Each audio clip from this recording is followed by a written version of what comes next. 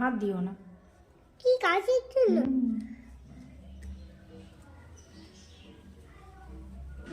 এগুলো হচ্ছে চা, ডিমের ছিলকা। এই গোলাপ গাছে দেব, আগেও দিয়েছি অনেক, এগুলো অনেক ভালো দেওয়া।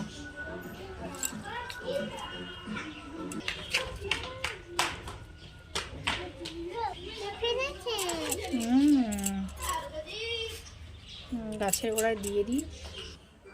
তুমি কি নাচ করছো? গান হচ্ছে।